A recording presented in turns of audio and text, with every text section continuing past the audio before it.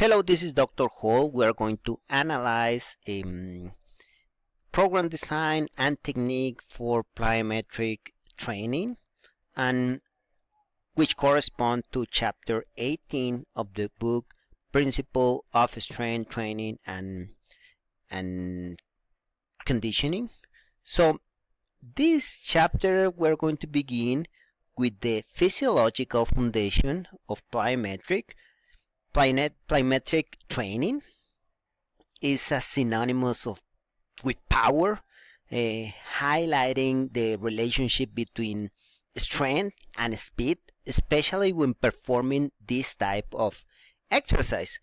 Physiologically, we present two models. The first to the contractile and non-contractile structures of muscles, while the second pertains to neural factors involved the connection and synchronization between the nervous system and muscle fiber, allowing individuals or athletes to generate power during a plyometric training.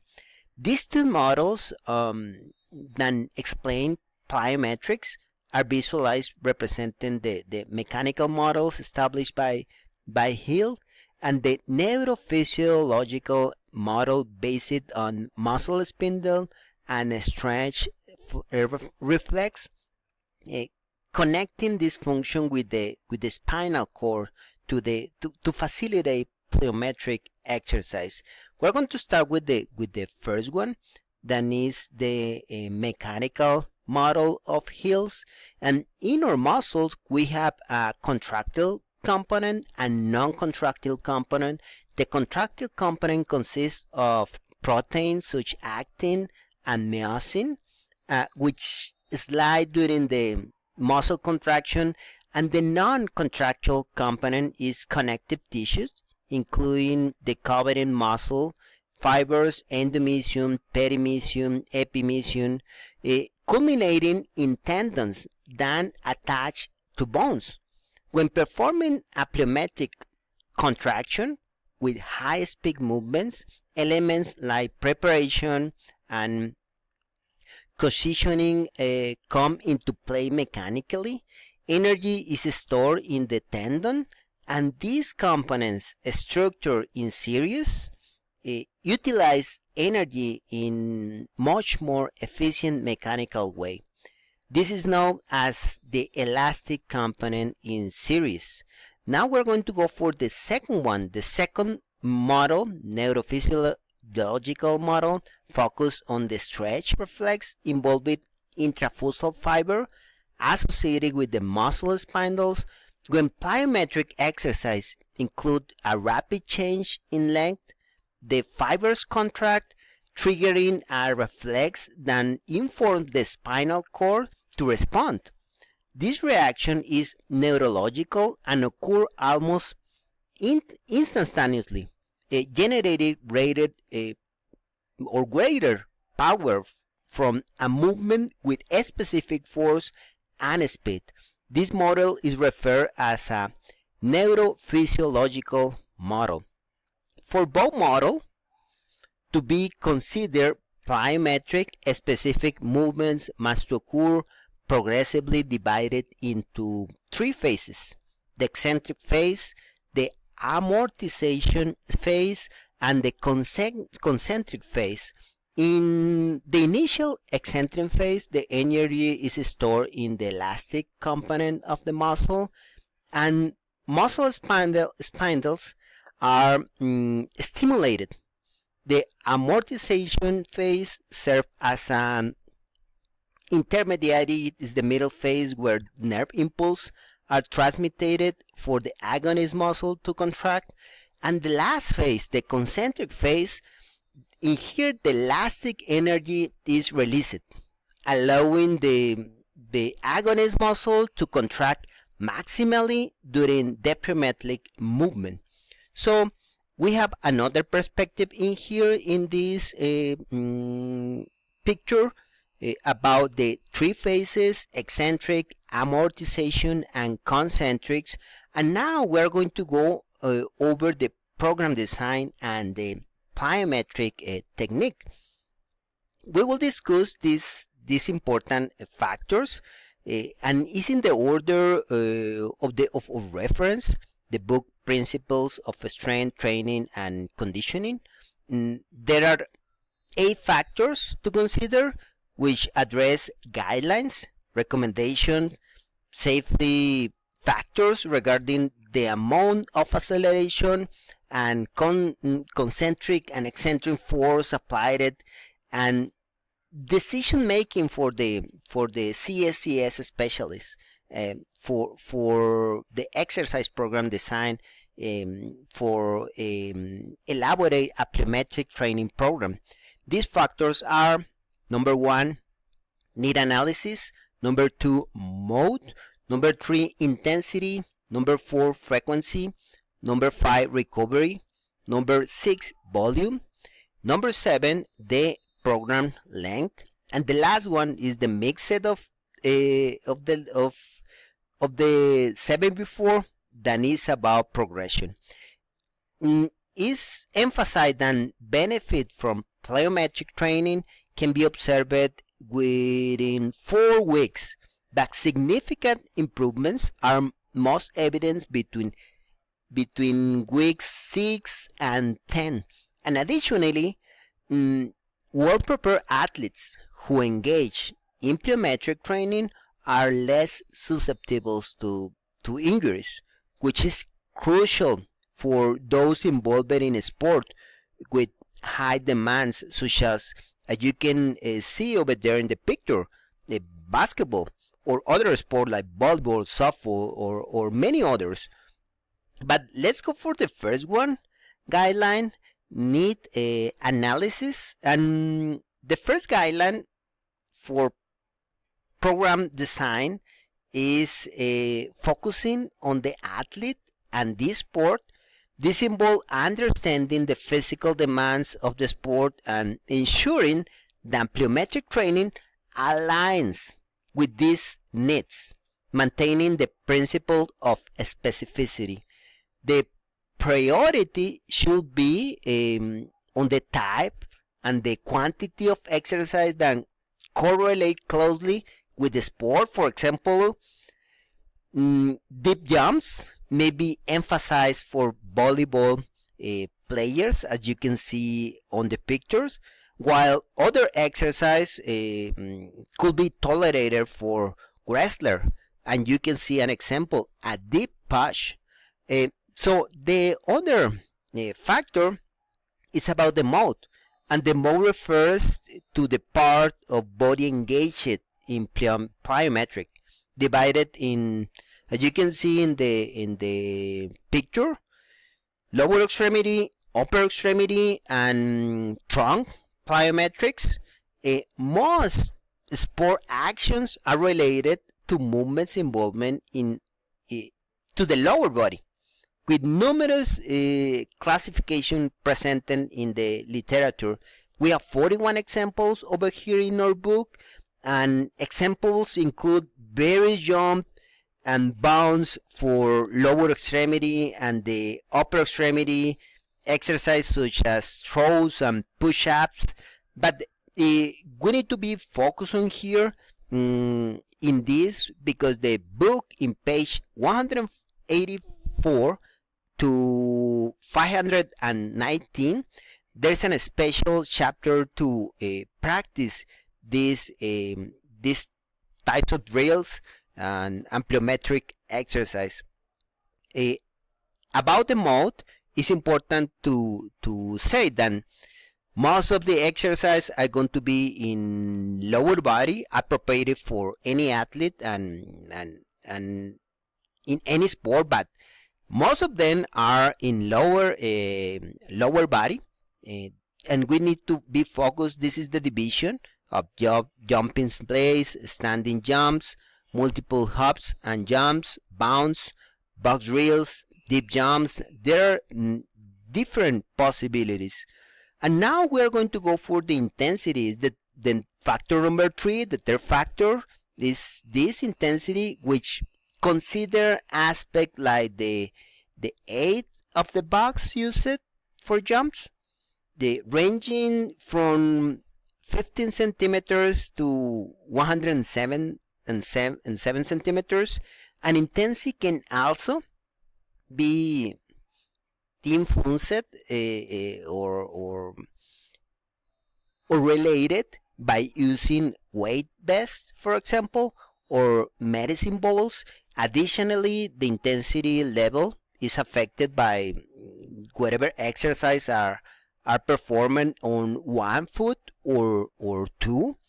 And we have in here an example in the picture. I put it in yellow because the book divided in according with the difficulty, the degree of difficulty of the exercise in low, medium, and high intensity. And this is very important. Usually when you do exercise, as intensity increase, volume should decrease. So now we have the factor number 4 is frequency, and pertains to how many days per week plyometric training is recommended. Generally, 2 to 3 sessions per week are suggested, allowing for adequate recovery periods of 2 or 3 days, 48 to 72 hours, depending of the athlete training status and the season phase. In here, National Strength Condition Association divides this periodization in off-season, pre-season, in-season, and post-season is active race. But the other factor, the number 5, is recovery, and recovery factor relates to the work to rest intervals, typically suggest as 1:5 or 1:10 in seconds. This is important to ensure that energy systems such the ATP CP system is more related with this action and adequately replace it when we do this work to rest ratio. Now, more about the volume is if we are going to do a high intensity level exercise, the work rest ratio recommended is more 1 to 10. If we are doing intensity level that is low, work to rest ratio is 1 to 5. And other important factor is when we use when we rest between series, there is a longest period of rest of 2 or 3 minutes between sets. Now we're going to go for the volume, and the volumes correlate with the athlete experience and strength, with recommendation for contact numbers or drills or jumps or exercise. Beginner recommendation is 80 to 100.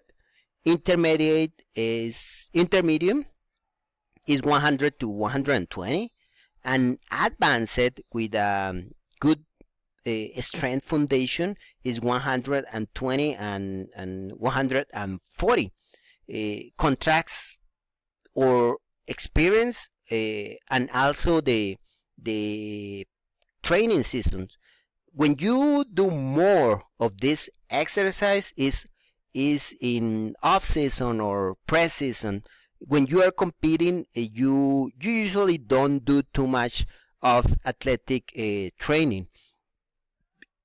And this is some steps for implementing plyometric about these factors. It's important to, if you have a beginner, you figure it out or focus in the proper plyometric landing position is highly recommended. And now we are going to go to the program length or the progression. The program length involves integrate the above factors to design an appropriate plyometric training. The adequate frequency, the adequate intensity according with the season, and for the team or for an athlete, we must take into account these factors: frequency, volume, and intensity. Now we are going to go. We need to repeat this. Is important because the reference says that when we do plyometric, we are going to have less possibility of injury. If you are very well prepared for that sport, for that actions of performance in some sport, and you prepare with this exercise, you're going to have less probabilities of injury. And with 4 weeks, you can have good results in gaining, for example, a vertical jump. But the best time is 6 to 10 weeks with more significantly improvements. This is about warm-up. Warm-up have a special consideration in this modality of plyometric, and there is a table that explains the progression of this part, and the explanation about the recommendation of warm-up for this modality. And we have this division about safety consideration, because it's important establish factors about age. Adolescent, we have the epiphyseal place, and if adolescents do plyometric, they can get injury. Master, we have some consideration about it, and plyometrics and combining with other form of exercise and other more factors of consideration are going to be in here in the next slide. First, about this, I point in yellow the epiphyseal plate, because if an adolescent do exercise, plyometric exercise, can break this part of the bone, and this is not going to be for the adequate growth. And for example, you train master, and these masters have previous injuries, we need to consider that factor. In both adolescents or master, we must to consider the proper plyometric landing position and technique. And other factor in here is when you combine exercise. If you're going to do exercise, and obviously you're preparing in a season, and you are going to train in strength and other modalities, flexibility or aerobic, and you combine your exercise program design. If you're going to do plyometric and aerobic exercise, is better you the recommendation, the guideline is then you start first plyometric and then aerobic exercise. And there's another modality of plyometric exercise and combined with resistance training is called complex training.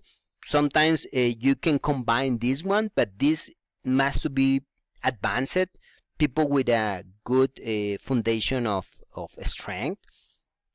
And it's important to consider this. Sometimes they for example, they jump with approximately 3% of the in a squat with RM, and sometimes they do an strength exercise with 80% of the capacity, and then some drills of or plyometric exercise. Is a combination of this. So it's important this consideration. The safety is paramount when designing plyometric programs. Consideration, as I told you before, the athlete's previous injury history, technique during exercise, and other factors like alternate upper and lower body training. Avoid interference is important. Another factors about the facilities, like for example the flooring, the selling aid, appropriate footwear is important when we do these parameters. Other factor is about avoid landing of 8 of 48 inches or 1.2 meters, and there's a lot of consideration in this modality. But well, in conclusion, the design of plyometric training programs require carefully consideration of physiological principles, technical execution, and tailor program design to meet the specific needs of athletes. And we need to ensure the safety and the effectiveness way of this modality. So this is Javier Hall, and this was a program design and technique for plyometric training.